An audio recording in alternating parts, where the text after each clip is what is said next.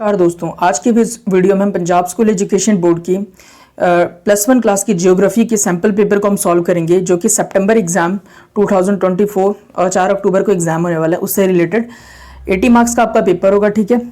70 marks का आपका paper होगा, 3 घंटे का आपके पास टाइम होगा, ठीक है। तो इससे रिलेटेड जितने भी इंपॉर्टेंट क्वेश्चन है वो हम आज के इस वीडियो में हम कवर करेंगे। चलिए इस वीडियो को हम शुरू करते हैं। तो पार्ट नंबर ए हमारे पास है मल्टीपल चॉइस क्वेश्चंस। तो 20 क्वेश्चन होंगे आपके पास 1 मार्क्स का, तो 20 नंबर का आपके पास हो जाएगा मल्टीपल चॉइस क्वेश्चंस, ठीक है। तो पहला क्वेश्चन हम देखते हैं। सबसे पहले हमारे पास है which of the following is an outer planet. इनमें से कौन सा जो ग्रह है वो आउटर है, ठीक है, बाहरी साइड में, ठीक है, बाकी ग्रह का। तो इसका आंसर है Jupiter. Question number 2, who was the first to measure the circumference of the earth. धरती के सर्कमफ्रेंस को नापने वाले पहले जो साइंटिस्ट है कौन थे, ठीक है। तो इनके इराटोस्थनीज, ठीक है, ऑप्शन नंबर ए हो जाएगा, ठीक है। क्वेश्चन नंबर 3 हमारे पास, who proposed the nebular hypothesis. Nebular hypothesis के बारे में किसने मतलब बताया था? जिसका आंसर है लैप्लेस ने, ठीक है। Question number 4, from which places does the Ganga river originate. Ganga river कहाँ से ओरिजिनेट होती है, कहाँ से निकलती है? तो आंसर है Gangotri. Question number 5, according to scientific research how old is the earth. Scientific research के अनुसार धरती की उम्र कितनी है? तो 4.5 बिलियन ईयर्स, ठीक है। Question number 6, what are the vast clouds of gases found in space called. जो हमारे ब्रह्मांड के अंदर क्लाउड्स की, बहुत बड़ी क्लाउड्स की जो स्पेस पाई जाती है, ठीक है, उसको हम लोग क्या बोलते हैं? तो उसको हम बोलते हैं nebula. Question number 7, what are the landforms created by erosion on the bank of the river called, ठीक है। तो बोल रहा है कि बैंक ऑफ द रिवर मतलब कि जो नदी के किनारे पर जो मिट्टी ढेर सारे आ जाने के कारण जो एक नदी की वजह से एक लैंडफॉर्म तैयार होता है, उसको क्या बोलते हैं? तो उसको बोलते हैं ऑक्सबो लेक, ठीक है। Question number 8, what is the process of water entering rocks and soil called, ठीक है। What is the process of water entering and rocks and soil called, ठीक है। बोल रहा है कि रॉक्स उस प्रोसेस को क्या बोलते हैं जहां पर रॉक्स और वाटर जो है एंटर करते हैं, ठीक है, उसको हम बोलते हैं इन्फिल्ट्रेशन, ठीक है। Next question, question number 9, what percentage of the earth land area is covered by mountain. बोला धरती का कितने प्रतिशत एरिया माउंटेन से घिरा हुआ है? इसका आंसर है 43%। Question number 10, who is referred as the heart of Asia. Heart of Asia किसे कहा जाता है? पमीर प्लेटू को, ठीक है, पमीर पठार को कहा जाता है। क्वेश्चन नंबर 11 है हमारे पास, which region are refer to as the world's granary, ठीक है। कौन से इलाके को वर्ल्ड ग्रेनरी कहा जाता है? अनाज भंडार कहा जाता है किसको? तो प्लेन्स को कहा जाता है, मैदानी भाग को। What is the lighthouse of the Mediterranean sea refer to as. बोले मेडिटेरियन सी के लाइट हाउस है उसको किस तरीके से रेफर किया जाता है? उसको स्ट्रोम्बोली वोल्केनो से रेफर किया जाता है, ठीक है। Question number 13, choose the odd one out. इनमें से ऑड कौन सा है? तो ऑप्शन है एयरबॉर्न वोल्केनो, ठीक है। Question number 14, what is the term for the point where an earthquake originate, ठीक है। बोल रहा है कि जिस पॉइंट से जो हमारा अर्थक्वेक है वो ओरिजिनेट होता है, उस पॉइंट को हम लोग क्या बोलते हैं? तो उसको हम बोलते हैं हाइपोसेंटर। तो उसको बोलते हैं हम हाइपोसेंटर, ठीक है। क्वेश्चन नंबर 15 हमारे पास, the magnitude of an earthquake is measured on which earth scale. Earthquake की तीव्रता कितने बड़े पैमाने पाई है, इसको किससे नापते हैं? रिक्टर स्केल पे नापते हैं, ठीक है। Question number 16, what is the scientific study of earthquake called. Earthquake की जो साइंटिफिक स्टडी है उसको हम लोग क्या बोलते हैं? उसको हम बोलते हैं सिस्मोलॉजी, ठीक है। Question number 17, which of the following disasters can be caused by earthquake. Earthquake से इनमें से कौन से डिजास्टर हो सकते हैं? Tsunami, ground shaking, land displacement, तो ये सभी हो सकते हैं। तो all of the above is the right answer. Question number 18, what is marble a metamorphic form of, ठीक है। जो मार्बल है वो किसका मेटामॉर्फिक फॉर्म है, किसका फॉर्म है? तो लाइमस्टोन, चूने पत्थर का फॉर्म है, ठीक है। Question number 19, rocks are generally found only in igneous rock. बोला जो रॉक होते हैं वो जनरली इग्नियस रॉक में ही पाए जाते हैं, ठीक है। तो इसका आंसर है ट्रू, ठीक है। Question number 20, which of the following is a type of organic rock. इनमें से ऑर्गेनिक रॉक की टाइप कौन सी है? तो इनमें से कोई नहीं है, नॉन ऑफ द अबव, ठीक है। क्वेश्चन नंबर 2 हमारे पास होगा शॉर्ट आंसर टाइप क्वेश्चन, ठीक है। आपके पास 8 क्वेश्चन दिए होंगे, ठीक है, और कोई 5 क्वेश्चन आपने अटेम्प्ट करने होंगे, तो 5 गुना 3 15 नंबर का आपका ये वाला क्वेश्चन आंसर वाला पार्ट होगा, ठीक है। पहला क्वेश्चन है, how is the earth the most important planet in the solar system. बोला सोलर सिस्टम में धरती सबसे इंपॉर्टेंट प्लेनेट क्यों है? तो इसका आंसर है पहला point, the earth is the only planet where life is found. बोला धरती एकमात्र ऐसा ग्रह है जिस पर जीवन मौजूद है। It is located at the right distance from the sun, क्योंकि धरती सूरज से बिल्कुल समान एकदम राइट डिस्टेंस सही दूरी पर स्थित है, ठीक है।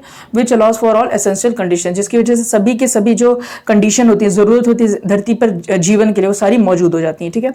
Water exist in liquid form on earth, धरती पर पानी जो है वो लिक्विड फॉर्म में भी मौजूद है। It's atmosphere provide protection for living beings, इसका जो वातावरण है वो सभी लिविंग बींग्स को प्रोटेक्शन देता है, ठीक है। The earth atmosphere is conducive to live, ठीक है, अर्थ का जो एटमॉस्फेयर है वो रहने लायक है, ठीक है। क्वेश्चन नंबर 2 है, explain the difference between a planet and a star. बोला प्लैनेट और स्टार में क्या फर्क होता है ये बताइए। तो पहला पॉइंट है, a planet is a celestial body that revolve around the sun. एक प्लैनेट क्या है, एक सेलेस्टियल बॉडी है। सेलेस्टियल बॉडी किसे कहते हैं?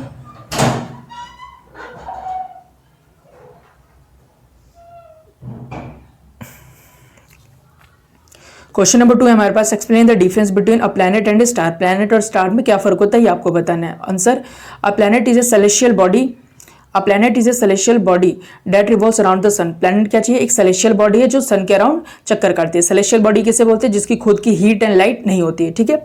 तो प्लैनेट वो होता है जिसकी खुद की हीट एंड लाइट नहीं होती और सूरज के चक्कर काटता है, ठीक है। सूरज यानी स्टार के, ठीक है। Star shine with their own light, जबकि स्टार जो होते हैं वो खुद की लाइट पर चमकते हैं, ठीक है। Planets reflect the sun lights, ठीक है। प्लैनेट जो होते हैं वो सन की लाइट को रिफ्लेक्ट करते हैं, ठीक है। उसके बाद stars are made of hot gases, star जो होते हैं एकदम गर्म गैसों से बने होते हैं। Planets interact with the sun's gravitational force, जो प्लैनेट जितने भी हैं वो सभी जो इंटरेक्ट करते हैं वो सन की ग्रेविटेशनल फोर्स के कारण करते हैं, ठीक है, गुरुत्वाकर्षण बल के कारण। नेक्स्ट क्वेश्चन हमारे पास, although the earth is spherical it appears flat and explain why. बोले अर्थ जो है वो स्फेरिकल है, गोल नजर आता है, लेकिन फिर भी ये फ्लैट एंड जो है ऐसा क्यों अपीयर होता है, दिखता है ऐसा क्यों है, तो इसको हमने एक्सप्लेन करना है। तो इसका राइट आंसर है, the polar regions of the earth are slightly pushed inwards. तो बोल रहा है कि पोलार रीजन जो है यानी कि जो नॉर्थ पोल है धरती का और साउथ पोल है ये इनवर्ड की तरफ, अंदर की तरफ थोड़ा सा पुश्ड है, ठीक है। This mean that the earth is describe as oblate spheroidal, ठीक है। इसी वजह से अर्थ को किस तरीके से डिस्क्राइब किया जाता है, ओब्लेट स्फेरॉइडल की तरह डिस्क्राइब किया जाता है, ठीक है। This appearance is primarily due to the rotation of the earth and the cycle of day and night. ऐसा इसलिए होता है क्योंकि धरती की जो रोटेशन है उसकी वजह से और जो साइकिल होता है डे और नाइट का उसकी वजह से होता है। Different gravitational pulls have contributed to its flattened appearance, ठीक है। अलग अलग तरह के जो गुरुत्वाकर्षण पुल हैं, ठीक है, उसने इसको कैसा शेप दे देगा, फ्लैटेंड, ठीक है, फ्लैट सा अपीयरेंस उसको दिखाते हैं फ्लैटेंड शेप में। As a result the earth pole diameter is reduce, इसी वजह से अर्थ की जो पोल डायमीटर है क्या है वो रिड्यूस हो गई, कम हो गई है, ठीक है। क्वेश्चन नंबर 4 है हमारे पास, what is the difference between the tropic of cancer and the tropic of capricorn. Tropic of cancer और कैप्रिकॉर्न में क्या फर्क होता है। Answer, the tropic of cancer is located 23.5 degree north latitude. जो हमारा ट्रॉपिक ऑफ कैंसर है वो धरती के नॉर्थ साइड में है। जैसे मैं ये बताता हूँ आपको, ये जैसे इक्वेटर है, ठीक है, धरती के बीचों बीच इक्वेटर होता है। इक्वेटर के ऊपर है हमारे पास क्या है, ट्रॉपिक ऑफ कैंसर, और इक्वेटर के नीचे हमारे पास ट्रॉपिक ऑफ कैप्रिकॉर्न, ठीक है। तो ट्रॉपिक ऑफ कैंसर जो है वो 23.5 डिग्री पर लोकेट है, ठीक है, नॉर्थ लैटिट्यूड के। देखिए पूरी धरती है, ये इक्वेटर के नीचे वाला ये है, मतलब कि हमारे पास ये पूरा सदर्न पार्ट है, ठीक है, सदर्न हेमिस्फीयर, और ये ऊपर वाला क्या है, कौन सा पार्ट है, नॉर्दर्न हेमिस्फीयर, ठीक है। तो नॉर्थ वाले पार्ट में हमारे पास ट्रॉपिक ऑफ कैंसर है, and the tropic of capricorn is located 23.5 degree of south latitude. South वाले लैटिट्यूड में हमारे पास क्या चीज है, ट्रॉपिक ऑफ कैप्रिकॉर्न है। These line divide the earth into hemisphere, ये जो लाइन है ये धरती को हेमिस्फीयर में डिवाइड करती है, ठीक है। इक्वेटर के ऊपर वाले को हम बोलते हैं नॉर्दर्न हेमिस्फीयर, इक्वेटर के नीचे वाले को हम बोलते हैं सदर्न हेमिस्फीयर, ठीक है। The northern side of the tropic cancer is the northern hemisphere, ठीक है, ये बता दिया। नॉर्थ साइड जो है ट्रॉपिक ऑफ कैंसर का नदर्न हेमिस्फीयर है। The southern side of the tropic of capricorn is the southern hemisphere. तो जो ट्रॉपिक ऑफ जो इक्वेटर के सदर्न साइड वाला जो भाग है उसे हम बोलते हैं सदर्न हेमिस्फीयर, ठीक है। इसको आप ऐसे कर लीजिए,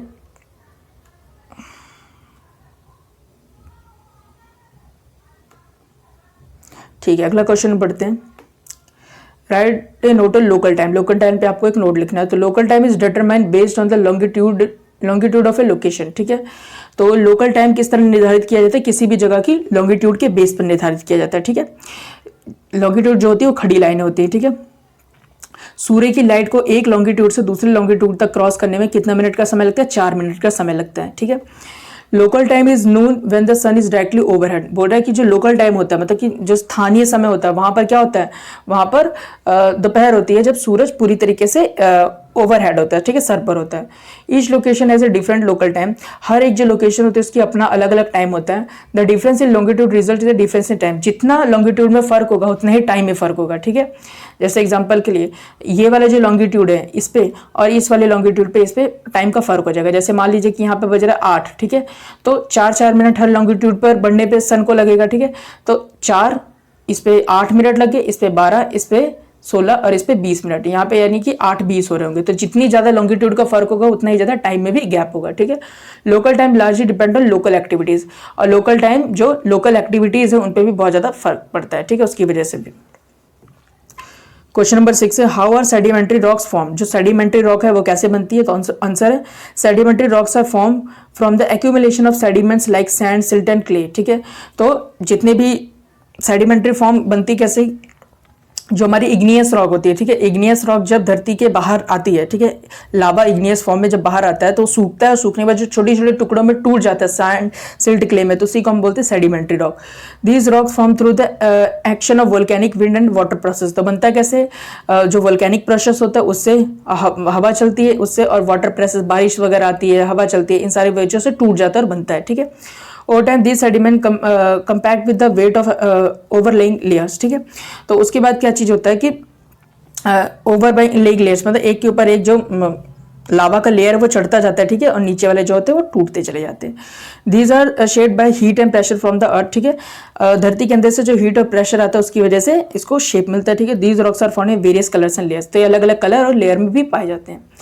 क्वेश्चन नंबर 7 है write a note on the summer solstice of June 21, June 21 के जो समर सोल्स्टिक्स है उसके बारे में आपने बताना है। June 21 is the longest day in the northern hemisphere, northern hemisphere का जो सबसे बड़ा दिन होता है वो होता है June 21। On this day the sun shine directly on the tropic of cancer, तो इस दिन क्या होता है, ट्रॉपिक ऑफ कैंसर पे सन जो होता है सीधे डायरेक्ट अपनी हीट पहुंचाता है, ठीक है। It marks the onset of summer, ठीक है, ये एक तरीके से समर का बिल्कुल ऑनसेट होता है, मतलब एकदम बीचों बीच वाला पॉइंट होता है।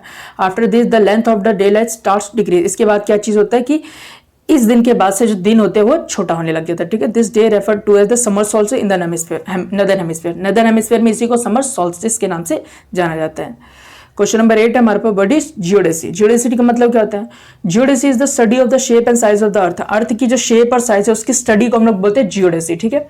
The science determine the measurement size and structure of the earth, ठीक है, ये साइंस किस चीज को निर्धारित करती है, धरती के साइज स्ट्रक्चर को निर्धारित करती है, ठीक है। It helps to establish the shape of the earth and its gravitational field, ठीक है, ये धरती के शेप को और ग्रेविटेशनल फील्ड को क्या करती है, एक तरीके से स्टडी करने की कोशिश करती है। Satellites and measuring instruments are use in study, इस स्टडी में किस चीज का इस्तेमाल किया जाता है, अलग अलग तरह के सैटेलाइट्स का और भी अलग तरह के इंस्ट्रूमेंट्स का यूज किया जाता है। It acids in creating accurate maps and system of the earth, ठीक है, और ये इसमें भी हेल्प करती है कि मैप को एक्यूरेट बनाया जाए, ठीक है, धरती के सिस्टम के अकॉर्डिंग। नेक्स्ट हमारे पास लॉन्ग क्वेश्चन आंसर है, ठीक है, और आपके पास टोटल 3 क्वेश्चन होंगे 5-5 नंबर के, 15 नंबर का आपका लॉन्ग क्वेश्चन होगा, इंटरनल चॉइस आपके पास होगी, ठीक है। तो पहला क्वेश्चन है हमारे पास, write detail note on the origin of the earth, धरती की जो ओरिजिन है उस पर एक डिटेल नोट लिखनी है। तो पहला point, the earth originated about 4.5 billion years ago, 4.5 billion year ago पहले धरती बनी थी, ठीक है। Among various scientific models, the nebular hypothesis is the most accepted, अलग अलग तरह के जितने भी मॉडल्स लेके आ गए हैं, ठीक है, थ्योरीज लेके आ गए, उनमें सबसे जो परफेक्ट थ्योरी बैठती है वो नेबुलर हाइपोथेसिस की थ्योरी बैठती है, ठीक है।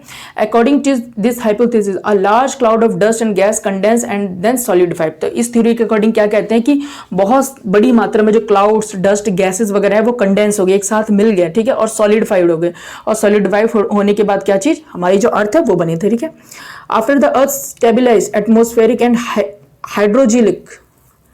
Hydrological processes begin to form, इसके बाद क्या होगा, जब हमारी अर्थ बनी तो कई तरह के एटमॉस्फेरिक कंडीशन और कई तरह की हाइड्रोलॉजिकल प्रोसेसेस स्टार्ट हो गए, ठीक है। ग्रेजुअली लाइफ डेवलप मेकिंग अर्थ हैबिटेबल प्लैनेट, और इसी के साथ धीरे धीरे जो लाइफ का जन्म हुआ, ठीक है, और अर्थ क्या बन गई, एक रहने लायक जगह बन गई, ठीक है। नेक्स्ट क्वेश्चन है हमारे पास, नेक्स्ट क्वेश्चन है write A detail about the comets and meteoroids, तो हमें कॉमेट्स और मेटेरॉइड्स के बारे में बताना है क्या होते हैं। तो comets are small celestial bodies made of ice, dust and rocks, तो कॉमेट्स क्या चीज होती है, छोटे छोटे सेलेस्टियल बॉडीज होते हैं, ठीक है। सेलेस्टियल बॉडीज मतलब जिनकी खुद की हीट और लाइट नहीं होती, ठीक है, और ये बनी कैसे होते हैं, आइस से, डस्ट से, रॉक से बने होते हैं, ठीक है।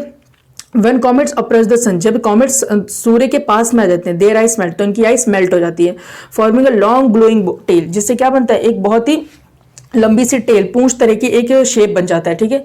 Meteorites are small space rock enter the earth atmosphere.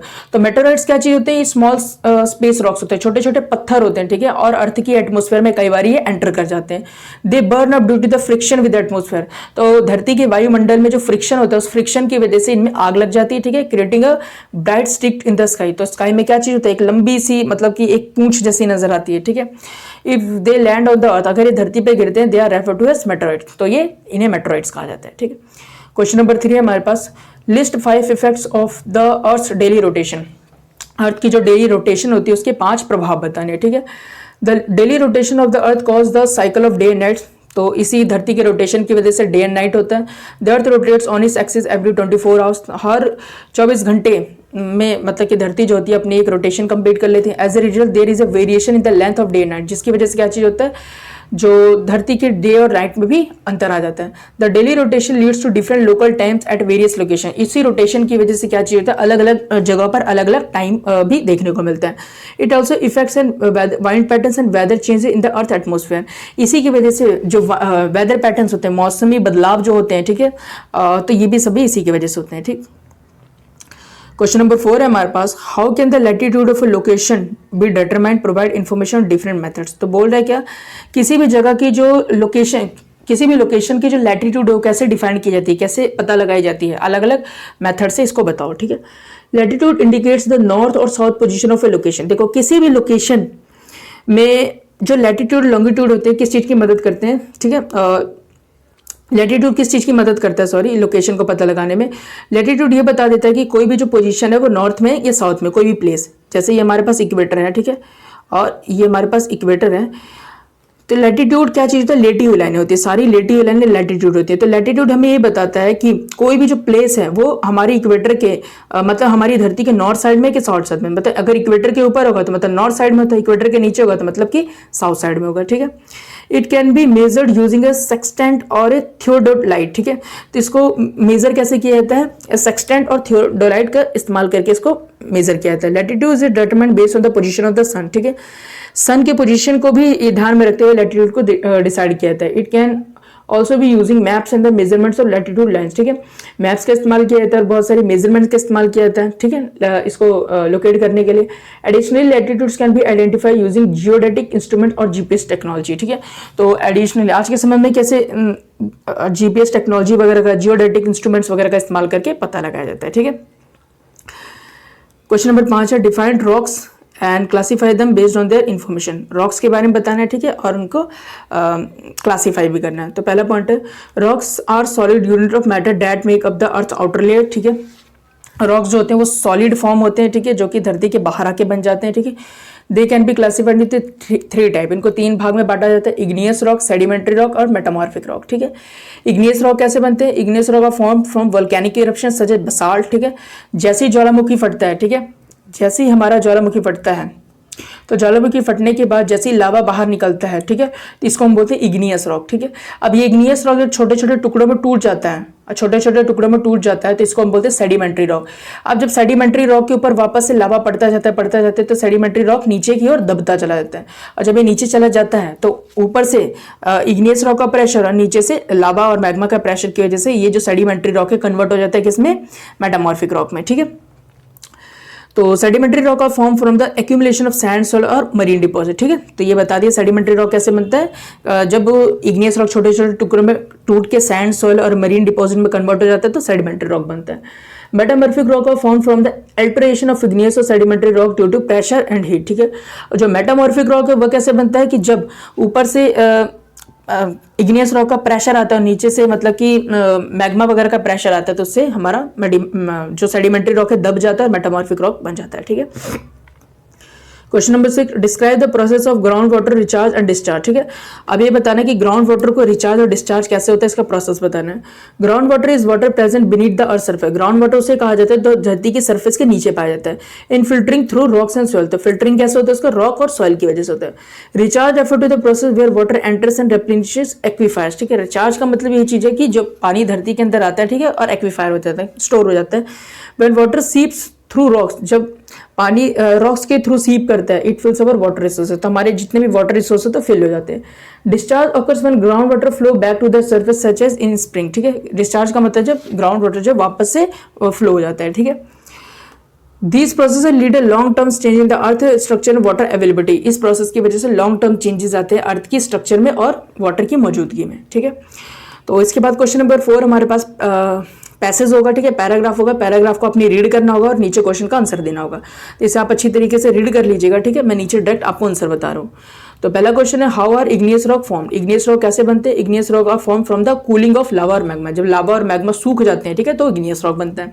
Give an example of sedimentary rock, तो इसके एग्जांपल क्या है, इसके एग्जांपल है limestone and sandstone. Third question, how are metamorphic rock form, metamorphic rock कैसे बनते हैं। Metamorphic rock are form from the alteration of igneous और sedimentary rock due to pressure, temperature, chemical change, ठीक है। जब हमारे पास सेडिमेंट्री रॉक जो होता है नीचे दबने लग जाता है, ऊपर से इग्नियस रॉक का प्रेशर आता है और नीचे से टेम्परेचर का प्रेशर की वजह से ये चेंज हो जाता है मेटामॉर्फिक रॉक में। Question number 4, what type of rock is granite, granite किस तरह का रॉक है, तो ये इग्नियस रॉक है, ठीक है। Question number 5, what type of rock are schist and marble, schist और मार्बल किस तरह के रॉक है, तो मेटामॉर्फिक रॉक है, ठीक है। तो क्वेश्चन नंबर 5 आपके पास क्या होगा, क्वेश्चन नंबर 5 आपके पास मैप बेस्ड क्वेश्चन होंगे, ठीक है। 5-5 नंबर के यानी कि 10 नंबर का आपका मैप होगा। तो पहले पॉइंट में आपको जो प्लेसेस दिए जाएंगे और इंडिया के पॉलिटिकल मैप पे आपको शो करना होगा, ठीक है। दूसरा जो पॉइंट होगा, इसको मैप पर आपको 5 प्लेसेस को लोकेट करना होगा, पहचानना होगा इस तरीके से, ठीक है। तो पहला पॉइंट हम देखते हैं, ये दोनों मैप को देखते हैं। न्यू दिल्ली, अहमदाबाद, पटना, भुवनेश्वर, हैदराबाद, जम्मू कश्मीर, इम्फाल, इसको दिखाना है, ठीक है। इसके बाद tropic of cancer, standard meridian of India, Sutlej river, Godavari, Aravalli, mountain range, southern west monsoon, इसको दिखाना है। चलिए मैप पर सीधे चलते हैं, इन दोनों पॉइंट्स को हम कवर करते हैं, ठीक है। तो सबसे पहले पॉइंट हमारे पास जम्मू, ठीक है। जम्मू यहाँ पर हमारे पास ऊपर सबसे नॉर्थ में जो जम्मू कश्मीर है वहाँ के पॉइंट में जम्मू, ठीक है। उसके बाद दिल्ली, दिल्ली हमारे पास ये रहा, ठीक है, छोटा सा पॉइंट दिल्ली। उसके बाद अहमदाबाद हमारे पास गुजरात में, ठीक है। शिमला कहाँ पर है, शिमला हमारे पास यहाँ पर हिमाचल में, ठीक है। उसके बाद हैदराबाद हमारे पास तेलंगाना में, ठीक है। पटना कहाँ पर है, पटना बिहार में। इम्फाल कहाँ पर है, ये मणिपुर में, ठीक है। और भुवनेश्वर, भुवनेश्वर है हमारे पास उड़ीसा में, ठीक है। तो ये वाला पॉइंट होगा, इसे आपने 1-2 बार फिल करके देखना है, इजिली आपको याद हो जाएंगे सारे पॉइंट्स। उसके बाद हमारे पास है कुछ प्लेसेस की पहचान करनी है। सबसे पहले ये वाली जो लाइन कट हो के बिल्कुल इंडिया को 2 बराबर टुकड़ों में बांट रही है, ठीक है। ये लाइन कौन सी है, ये इंडियन स्टैंडर्ड मेरिडियन है, ठीक है। पारादीप म्यारी समय रेखा, ठीक है।